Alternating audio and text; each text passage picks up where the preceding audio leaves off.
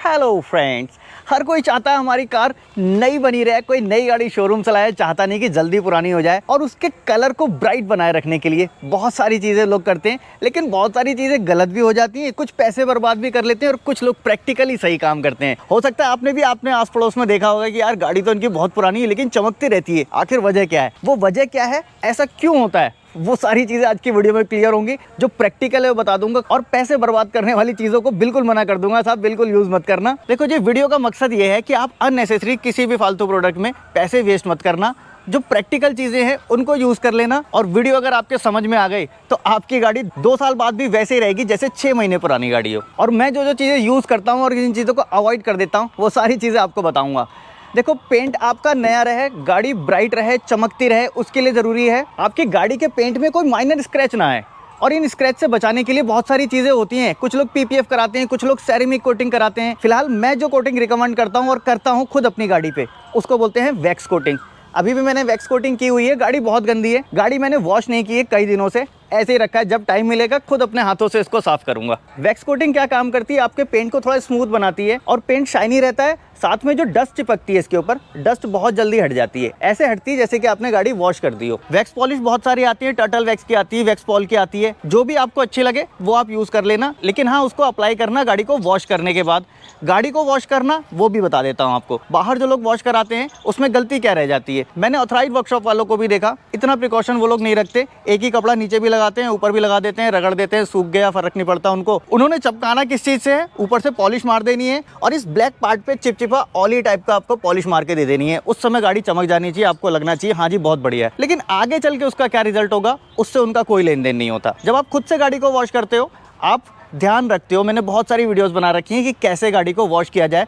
कोशिश करें कम पानी को यूज़ करते हुए गाड़ी को वॉश करें, 2 बकेट मेथड को यूज़ करें। और हाँ, अगर प्रेशर वॉशर है आपके पास तो अच्छी बात है, उससे भी वॉश कर सकते हो। लेकिन मेरे पास 2-3 प्रेशर वॉशर है, उनको मैं बहुत कम यूज़ कर पाता हूँ। प्रैक्टिकल रीज़न बता देता हूँ। एक तो प्रेशर वॉशर जब हम इंस्टॉल करने जाते हैं तो उसमें एक्स्ट्रा टाइम लगता है।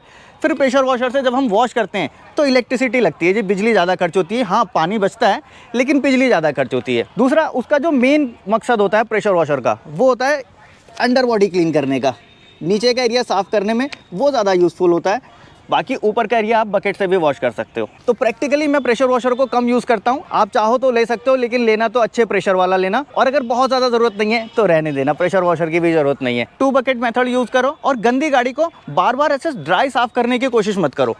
वैसे तो माइक्रोफाइबर टॉवल है, आप इसको साफ़ करोगे हो जाएगा, ठीक है। लेकिन फिर भी आप ये कोशिश करो, जब आपके पास टाइम है, गाड़ी को अच्छे से वेट क्लीन करो। एक बार पानी हल्का सा स्प्रे कर लिया और स्प्रे करने के बाद फिर आप उसको टॉवल से साफ़ कर सकते हो। दूसरा, जब आप खुद से वॉश करते हो तो आप ये जो ब्लैक ट्रिम्स हैं, इन ब्लैक ट्रिम्स का खास ध्यान देना। इनको साफ़ करने के लिए देखो, मैं इस तरह का ब्रश यूज़ करता हूँ, कई बार ये वाला ब्रश भी यूज़ करता हूँ, ये वाला। लेकिन इससे ज़्यादा बेस्ट मुझे लगता है इस वाले ब्रश का यूज़ करना।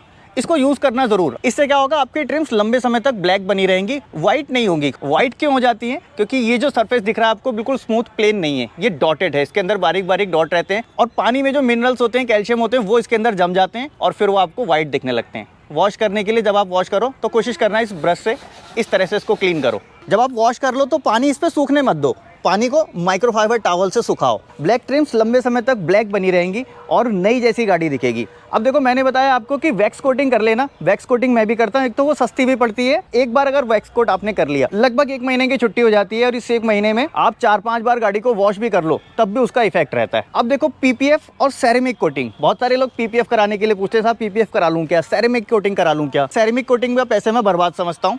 सेरेमिक कोटिंग क्या होती है, अगर आपने एक बार उसकी लेयर चढ़ा दी तो वो बहुत ज़्यादा लंबे समय तक चलती नहीं है।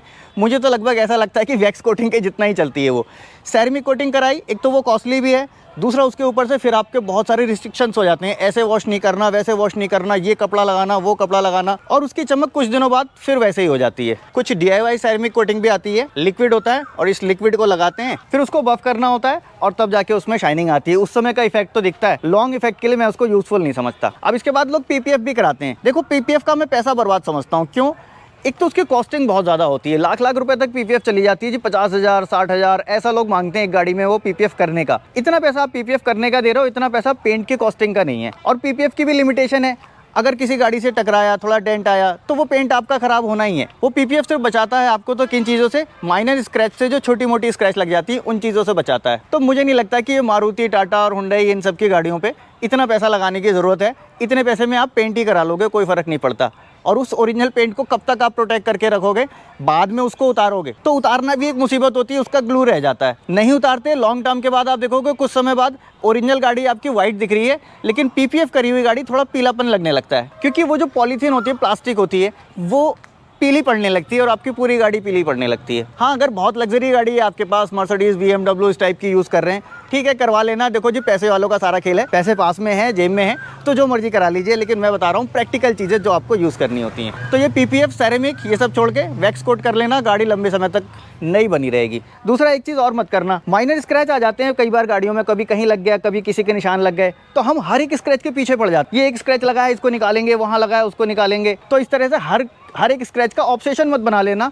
2-4 स्क्रैच हैं, कोई बात नहीं, बाद में ट्रीट करेंगे। कुछ लोग क्या करते हैं, ऐसा रबिंग कंपाउंड ले लेते हैं, इसको यूज़ करके फिर वो स्क्रैच निकालते रहते हैं, या फिर स्क्रैच रिमूवर किट आती है मार्केट में, वो ले ली उन्होंने, और जरा सा कहीं स्क्रैच लगा फिर उसको रगड़ना शुरू कर दिया। देखो, आप जितना भी रगड़ रहे हो अपनी गाड़ी का पेंट डैमेज कर रहे हो। हाँ, बहुत ज़्यादा स्क्रैच आ गए हैं, 1-2 साल गाड़ी को हो गया, फिर आप एक बार पूरा ट्रीटमेंट करते हो, हर स्क्रैच का अलग अलग ट्रीटमेंट करते हो, ठीक है, वो एक बार कर लेना। लेकिन ऐसा नहीं कि एक स्क्रैच आया आप वो रिमूवर किट लेके पीछे पीछे घूम रहे हो, उसके ये भी लगाऊंगा, ये भी कर दूंगा, गलत है। आपके पेंट की लाइफ जारी है, इसके अलावा कुछ नहीं हो रहा है। दूसरा, ये जो ब्लैक ट्रिम्स होती हैं, इन ब्लैक ट्रिम्स के ऊपर आपको पॉलिश करनी होती है। पॉलिश थोड़ी अच्छी क्वालिटी की कर लेना, लंबे समय तक ये ब्लैक बनी रहेंगी। मैं देखो ये टर्टल वैक्स का यूज़ करता हूँ, ट्रिम रिस्टोरर, ये यूज़ किया था मैंने, रिजल्ट इसका अच्छा था। थोड़ा सा कॉस्टली है, चाहो तो इसको यूज़ कर सकते हो, नहीं तो ऐसे बहुत सारे और भी आते हैं। देखो, कार वॉश करते समय इस तरह का मैं टायर ब्रश यूज़ करता हूँ, इससे टाइम बचता है, जल्दी वॉश हो जाती है गाड़ी। और ये टायर ब्रश तो है, साथ साथ ये ट्रिम वगैरह के भी काम में आ जाता है, मिट्टी निकालने के काम में आता है। दूसरा, अपनी कार को नई बनाए रखने के लिए एक काम ज़रूर करना, अपनी गाड़ी को धूप से बचाना। पॉसिबल तो नहीं है ये, लेकिन फिर भी कोशिश करना कि धूप से गाड़ी को बचाओ, क्योंकि डायरेक्ट सनलाइट से आपका पेंट जल्दी ख़राब होता है। कोशिश करो कि गाड़ी को शेड में खड़ी करो, और नहीं तो एक कवर ले लेना ऐसा, बाहर से इस टाइप का हो, सिल्वर, जो ये धूप को रिफ्लेक्ट करे, पतले कपड़े का हो, जो इस पर स्क्रैच भी ना डाले, कोई ऐसा कपड़ा भी ना हो जो गाड़ी पे कलर छोड़ जाए। मैं ये कवर यूज़ करता हूँ, गाड़ी के अंदर ही रहता है, तो कार कवर यूज़ करना अगर शेड नहीं मिलती है तो। दूसरा, गाड़ी को नई बनाए रखने में इसकी जो फीलिंग है, ये भी बहुत इंपॉर्टेंट रोल प्ले करती है। आपको दरवाज़ा खोलने और बंद करने की स्मूथनेस से पता लगता है, यार ये गाड़ी कितनी बढ़िया है, ये कितनी मेंटेन रखी होगी किसी ने।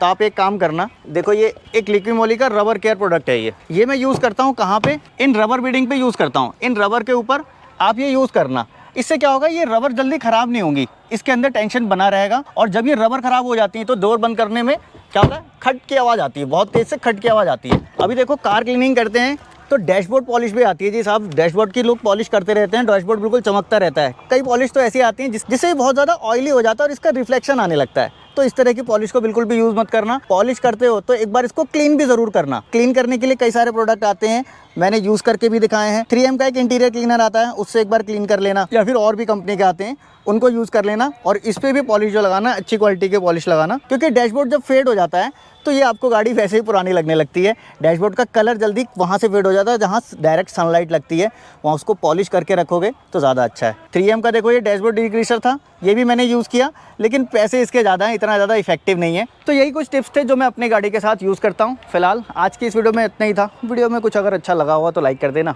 मन में कोई सवाल हो या फिर कोई सुझाव, प्लीज़ कमेंट बॉक्स में ज़रूर मेंशन करना। और हाँ, अगर चाहो तो इंस्टाग्राम पे भी मुझे फॉलो कर सकते हो। मिलूंगा नेक्स्ट वीडियो में ऐसे ही किसी इंटरेस्टिंग टॉपिक के साथ। Thanks for watching.